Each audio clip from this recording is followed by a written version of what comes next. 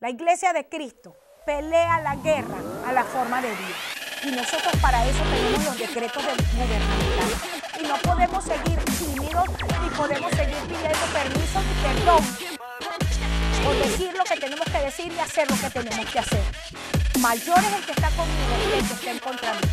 Así lo decía David: Señor, consume a tus enemigos. Nosotros necesitamos hacer las declaraciones correctas, dar el testimonio de Dios, declarar que somos más que vencedores. Porque llegó el momento, ya llegamos al punto máximo donde la iglesia de Cristo tiene que decretar lo que tiene. Nosotros caminamos con una conciencia limpia, con una declaración limpia, creyendo lo que dice el Señor, diciendo lo que dice el Señor y caminando en lo que dice el Señor. Es importante que nosotros vivamos y subamos a un nuevo nivel de gloria. Hola, gracias por estar conmigo en este nuevo tiempo. Yo soy la pastora profeta Corey Gómez de la Iglesia Avance Global. Siempre para mí es de gran bendición poder compartir con el pueblo de Dios la palabra. Estamos en un tiempo tan espectacular, tan maravilloso, los últimos tiempos, para que la Iglesia de Jesucristo no solamente establezca el reino, sino que somos participantes activos en que el Señor Jesucristo sea establecido como Señor de todas las cosas, de cada nación, de cada pueblo, de cada raza. Y para mí es un honor poder en este día compartir contigo la palabra que Él nos está revelando para poder caminar hacia ese propósito. En este nuevo tiempo, en este nuevo episodio, quiero compartir con ustedes un nuevo tema. Lo he titulado La Gloria Postrera. Una de las cosas interesantes que nosotros estamos mirando como generación profética, y es que tomando lo que ya la Biblia dice, lo dice de esta manera, dice que la gloria de Dios, o mejor dicho, el conocimiento de la gloria de Dios va a llenar toda la tierra como el agua cubre la mar. Esto lo vas a encontrar en el libro de Habacuc capítulo 2. Y es importantísimo entender que esa palabra profética está haciendo una afirmación que sin lugar a dudas nos tiene que llevar a un entendimiento de quién es Dios, cómo se manifiesta su gloria, cuáles son los parámetros o cuáles son los patrones que podemos encontrar en la palabra para nosotros entonces poder verificar en el nuevo tiempo que estamos caminando a la luz de esa gloria. Quiero que en los próximos días tú puedas compartir conmigo y aprender juntos en esta jornada de Dios sobre la gloria postrera. Quiero empezar diciéndote que como gente de Dios hemos empezado a vivir el último día. En la Biblia, este último día se codifica de dos maneras importantes. Lo pudiéramos ver como el día 7, contando desde Adán, o lo podemos ver como el día 3, el tercer día, cuando la palabra de Dios establece que en el tercer día Él va a levantar a su iglesia. Sea de la forma que sea que tú puedas verlo, en ambos casos nosotros vamos a encontrar un parámetro que es sumamente importante para determinar que la gloria de Dios está siendo derramada. Ahora, una de las cosas que yo encuentro en la Biblia de manera muy interesante es la tipología de la gloria. Cuando nosotros estudiamos, nos encontramos que en la Biblia sabemos que estuvo en primer lugar el tabernáculo de Moisés, que se levantó en el desierto.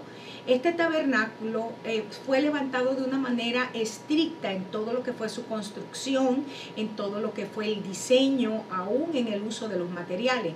¿Por qué? Porque una de las cosas importantísimas que vemos aquí es que el Señor estableció que debía ser hecho de acuerdo a lo que Él mismo le había mostrado a Moisés en el monte.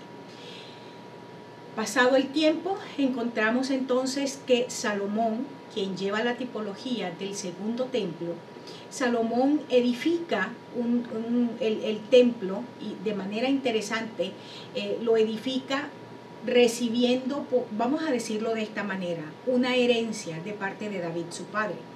Sin embargo, cuando nosotros estudiamos en la palabra, deberíamos contar el templo de Salomón como el segundo. Sin embargo, históricamente, por razones que en este momento no nos interesa tratar, porque el tema es sobre la gloria. Sin embargo, el templo de Salomón se cuenta como el primero. Lo que hizo Zorobabel se cuenta como segundo templo, y lo que hizo Herodes se cuenta es como una reforma del templo. Entonces, esto es importante para que podamos comprender por qué en este momento, aún en lo natural, cuando se está hablando que Israel está levantando nuevamente el templo, está hablando entonces de un tercer templo, y no se toma en consideración, no se cuenta el templo de Zorobabel y de Herodes como separados, sino como uno solo. Ahora bien, volviendo a lo que te decía, Salomón es el que lleva, bíblicamente hablando, la tipología del segundo día, o de esa gloria primera de la que yo quiero mencionar en este día. Y Zorobabel es el modelo o la tipología, la sombra de ese templo que Dios va a restaurar para estos últimos tiempos. Es la tipología de la gloria postrera. Lo vamos a ver de manera muy detallada. Ahora, quiero regresarme al verso que te mencionaba de Habacuc, capítulo 2, verso 14. Dice que la tierra será llena del conocimiento de la gloria de Dios. Es importante que entiendas, porque esta es una palabra que ya tuvo un cumplimiento en la venida de Jesús. Sin embargo, quiero mencionarte, y es importante porque cabe mencionarlo, el hecho de que el pueblo de Israel, bajo el liderazgo de Moisés, ellos experimentaron un nivel de gloria en dimensiones tremendas, impresionantes. ¿A qué me refiero? Fue un pueblo que pudo día a día experimentar a través del maná, a través del agua que salía de la roca, a través de la nube, a través de la columna de fuego, cómo la presencia de Dios estaba con ellos. De hecho, cuando Moisés le dice al Señor, si tú no vas, yo no voy, o sea, es tu gloria la que tiene que ir delante de nosotros y también como nuestra retaguardia.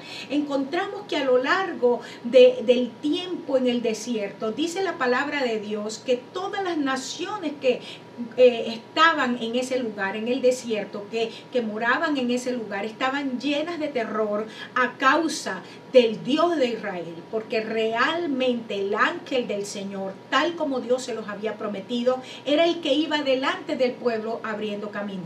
Y ellos pudieron ver de primera mano la manifestación de la gloria de Dios en dimensiones impresionantes. Sin embargo, nosotros encontramos en el libro de Hebreos que a ellos, a ninguno de esta generación, excepto a Josué y Caleb, no les sirvió de nada el haber vivido, el haber experimentado, el haber recibido el beneficio de esa gloria. ¿Por qué? Porque ellos no pudieron acompañar lo que estaban mirando, estos hechos, no los pudieron acompañar con fe. Ellos no pudieron crecer en fe. ¿Por qué? Porque la fe es un don de Dios ciertamente, pero la fe viene a causa de que nosotros conocemos a Dios.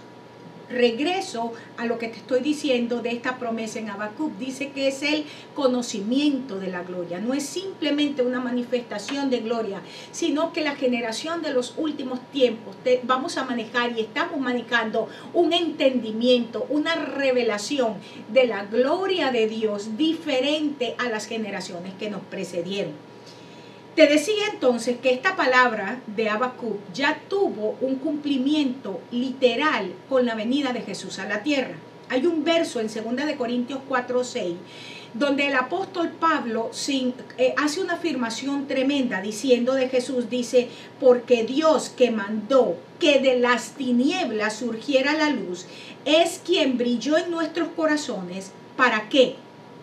Da una razón, para que se revelara el conocimiento de la gloria de Dios, y dice de manera interesante que el conocimiento de la gloria de Dios estaba en el rostro de Jesucristo. Vuelvo a leer todo el verso para ti, dice, porque Dios que mandó que de las tinieblas surgiera la luz, es quien brilló en nuestros corazones para que se revelara el conocimiento de la gloria de Dios en el rostro de Jesucristo. Esto está en 2 de Corintios capítulo 4 verso 6.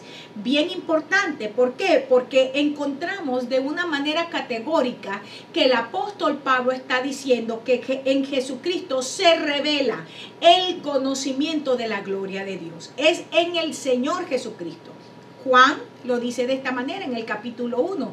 Dice que aunque en el principio, ¿verdad? En el principio era el verbo era con Dios, pero era Dios. Ese verbo se hizo carne. Y cuando el verbo se hizo carne y habitó entre nosotros, entonces vimos su gloria. Y la expresión en la traducción Reina Valera de repente deja ciertas dudas cuando dice vimos su gloria, gloria como la del unigénito del Padre.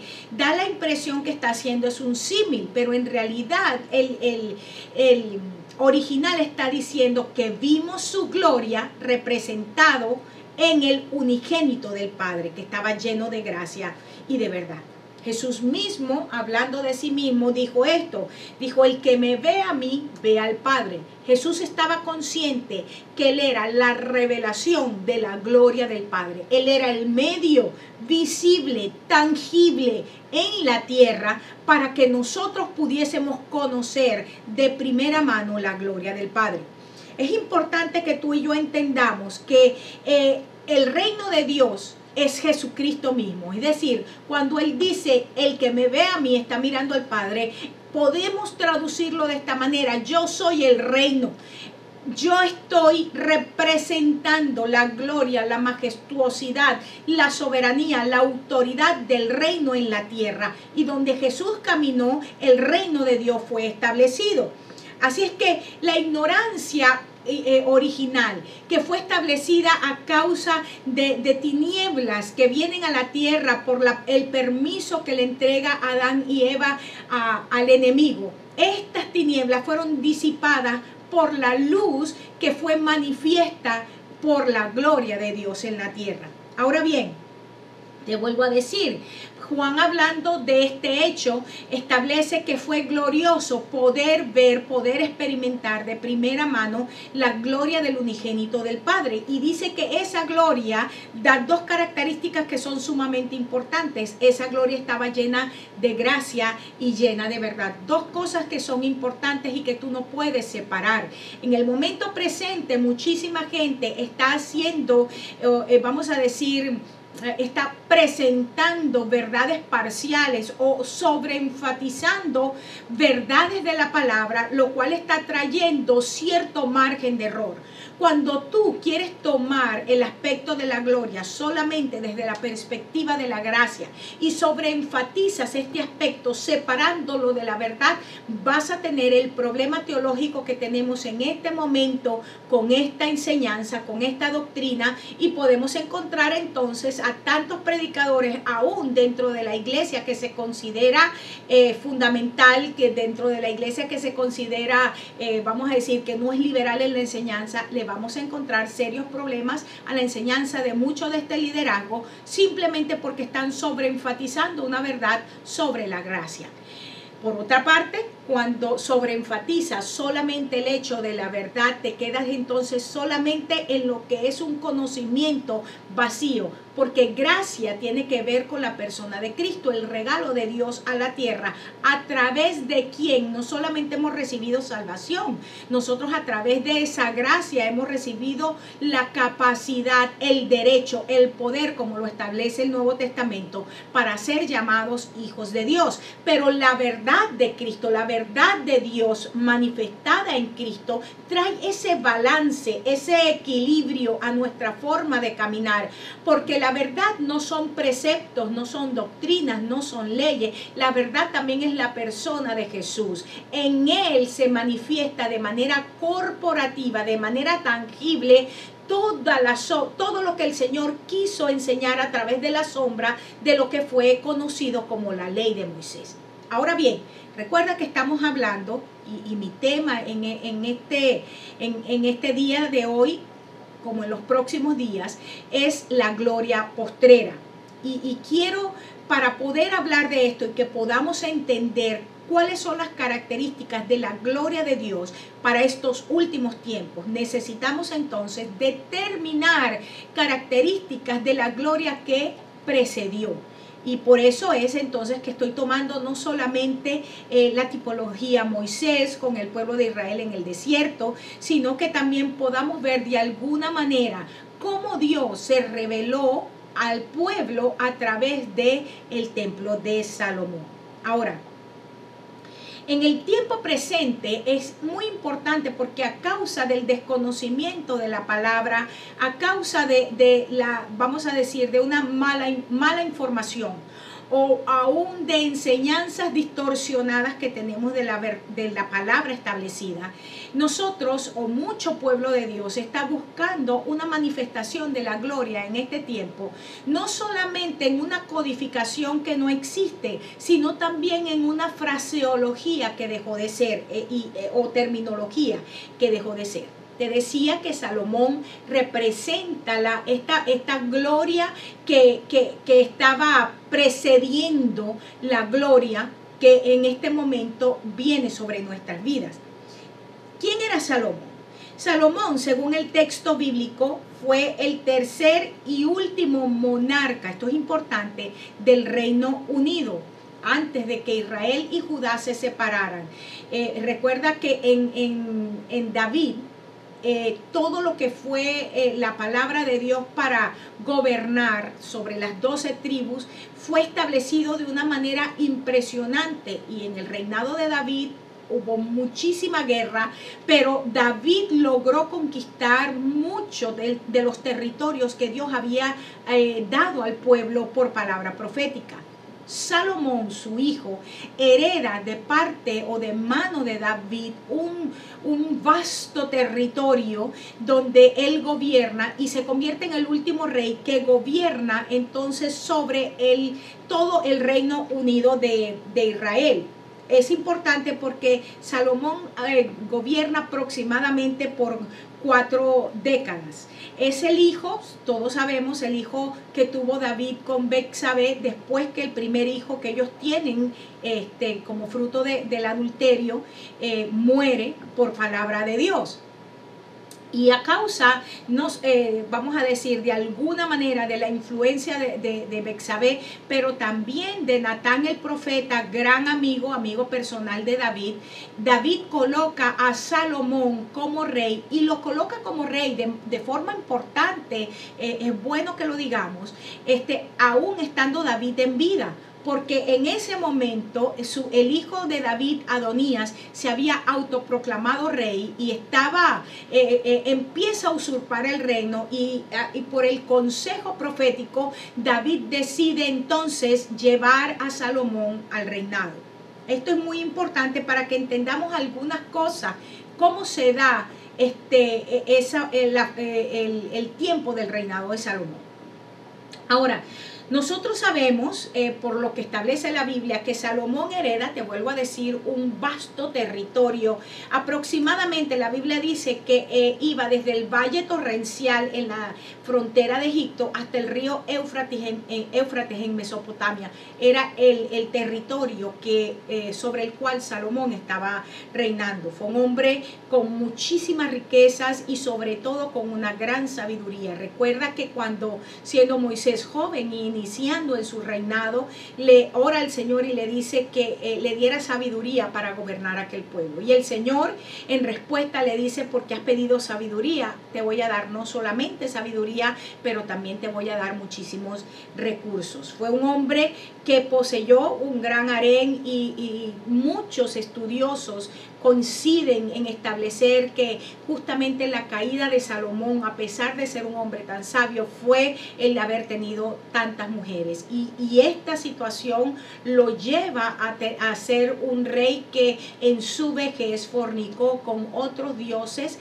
cuando le dio honra aún dentro del territorio de Israel. Como rey fue un visionario y todo su reinado se dio, vamos a decirlo de esta manera, para hacer grandes proyectos. De hecho, el templo de Salomón, en todo lo que era su arquitectura, su diseño, la majestuosidad del mismo, se consideró y aún se considera una de las grandes maravillas del mundo. Te vuelvo a decir, entonces para el año 970 aproximadamente antes de Cristo, llega al reinado, porque, te vuelvo a decir, Adonías, su hermano, se autoproclama rey y entonces David decide colocarlo entonces a él como rey. Es importante, si miramos a Salomón como la tipología del segundo templo, como la gloria, la tipología de la gloria previa de la primera gloria, porque es la gloria postrera la que va a ser magnificada, y esta es la palabra profética. No solamente en Habacuc dice que toda la tierra va a ser llena del conocimiento de la gloria de Dios, pero nosotros encontramos en los libros proféticos el Señor hablando acerca de la gloria postrera. Dice: para muchos en el momento presente es como nada, y menosprecian la pequeñez, el pequeño inicio de lo que Dios está haciendo. Sin embargo, el Señor establece: prepárense para ver lo que yo estoy a punto de hacer. Dice que en ese pasaje, en el libro de Ageo, que vamos a leerlo en un momento, dice que va a hacer temblar el cielo, la tierra, y va a llenar de gloria la casa. Aquella casa que muchos estaban menospreciando, aquella casa que la gente simplemente no le estaba dando importancia, porque cuando la comparaban con la majestuosidad, con el ímpetu, con lo impresionante de la primera casa o el templo de Salomón, decían: esto es como nada. Ahora bien, una de las cosas que ocurre y que es importante que establezcamos es que esta primera gloria que llena esta casa, el templo de Salomón, conocido así como el templo de Salomón, fue una gloria que no le costó nada a Salomón. La historia bíblica y aún la historia extra bíblica establece de una manera muy particular y se da aún las cantidades de lo que David acumuló en su tiempo de vida para que Salomón pudiera construir el templo. Recuerda que el corazón de David, y así lo dice, él lo dice en uno de los salmos, dice: ¿cómo es posible que yo habite en una casa, una buena casa, en un buen lugar, que está bien adornado, que está bien establecido, y el Señor de los cielos y de la tierra, el Dios Todopoderoso, esté simplemente en un tabernáculo en medio de cortinas? Y cuando David trae a su corazón el deseo de querer edificar un templo para Dios, en primera instancia, él recibe una palabra de su amigo Natán y le dice: todo lo que está en tu corazón, hazlo, ponlo en cumplimiento, porque el Señor va a estar contigo. Sin embargo, Dios le habla a Natán nuevamente, le dice: no, tú no vas a construir, sino que lo va a hacer tu hijo Salomón. Y le da, por cierto, una razón que a mí siempre me ha hecho pensar muchísimo. Le dice: tú no lo vas a construir tú porque tus manos están llenas de sangre. Y da la impresión que la palabra que Dios le estaba dando a David era como que estaba, vamos a decir, cargando en las manos de David culpa. Da la impresión que, bueno, no eres digno de construirla porque fuiste un hombre demasiado sanguinario. Y siempre la primera pregunta que yo me he hecho cuando yo he leído este pasaje tiene que ver con, bueno, esas guerras las guerrió David en su propia fuerza, en su propia mente, en su propia iniciativa, o fueron guerras a las cuales Dios les dirigió. Y nosotros encontramos, por supuesto y sin lugar a dudas, que Dios dirige a David a guerrear. Pero yo lo veo y lo he podido entender posteriormente de esta manera. Dios encarga a diferentes generaciones una orden. Dios encarga a diferentes generaciones, le entrega un propósito por el cual vivir. Y la razón del reinado de David era que David pudiera hacer que todos sus enemigos quedaran como estrado de los pies del Señor. Y es a través de la obra de aquel guerrero impresionante que la paz de Dios empieza a llenar las calles de Israel. Y es bajo el liderazgo de este hombre. Pero es en la generación Salomón donde la construcción del templo se había encargado. Esto es importante para que nosotros lo entendamos. Ya yo estoy cerca de terminar. Ahora fíjate, el hecho de que Salomón no tiene que pagar un precio para juntar los materiales. Salomón no tiene que pagar un precio ni por el dinero, ni por los recursos, ni por nada de lo que se iba a utilizar en el templo. Porque David, cuando recibe la palabra que él no iba a construir el templo, que no iba a hacer aquello para el Señor, David decide en su corazón y dice, ok, yo voy a hacer caso al Señor porque el Señor siempre tiene razón. Sin embargo, yo puedo acumular las riquezas. Y dice la palabra, te vuelvo a decir, la historia bíblica y también la extra bíblica establece que David no solamente acumuló estos recursos, plata, oro, piedras preciosas, bronce, piedras semipreciosas, una cantidad de cosas, sino que dice que aún de su riqueza personal colocó gran parte para que Salomón en su momento pudiera edificar la casa del Señor. Entonces, una de las características importantes es que la gloria de este templo fue una gloria externa, fue una gloria que no demandó de esa generación el pagar un precio por los recursos. Cosa diferente que lo vamos a ver en mi próximo programa en el caso de Zorobabel. ¿Por qué? Porque en el caso de Zorobabel encontramos a Ageo cuando está profetizando y el Señor le dice, vayan y suban al monte a buscar la madera. Salomón no tuvo que pagar, te vuelvo a decir, por nada de los recursos que utilizó para el establecimiento del templo. Entonces esa gloria, la gloria del templo de Salomón fue una gloria externa, aún la piedra, todo lo que se utilizó que fue bañado en oro, en plata, todas estas cosas fueron glorias, vamos a decirlo de esta manera, están enfatizando una realidad externa.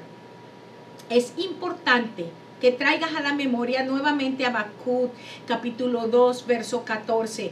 Toda la tierra será llena del conocimiento de la gloria de Dios. Ya no es el corazón de Dios para este tiempo, para nosotros no es llevarnos a que experimentemos, a que seamos solo beneficiarios de la gloria, sino que como gente suya, como un pueblo que está co-gobernando con Él, que está co-guerreando con Él, que está co-estableciendo con Él, que todos los enemigos sean colocados como estrado de sus pies. Somos una generación que más allá de beneficiarios entendemos lo que Dios está haciendo, entendemos el corazón de Dios y por eso nos alineamos al corazón de Dios. Quiero invitarte a mi próximo programa. Hoy estoy empezando esta serie, La Gloria Postrera. Sé que va a ser de mucha bendición porque creo que una de las revelaciones importantes para transformar nuestra manera de vivir en este tiempo tiene que ver con este tema. Quiero bendecirte, quiero darte las gracias por estar el día de hoy. Ahí está nuestro número de teléfono, puedes llamarnos. También está la dirección de nuestro lugar, nuestro nuevo lugar. Si quieres contactarte con nosotros para los horarios, por favor llámanos. Queremos bendecirte de una manera muy particular en este tiempo. Quiero declarar esta palabra de Habacuc, que la gloria del Señor es el conocimiento de su gloria, de la gloria de nuestro Dios, lo que llena tu vida, llena tu familia, llena cada aspecto de quién tú eres en este tiempo. Gracias nuevamente entonces por estar conmigo. Te bendigo en el nombre de nuestro Señor Jesucristo y declaro que este es el mejor tiempo que estamos viviendo. Dios te bendiga y Dios te guarde.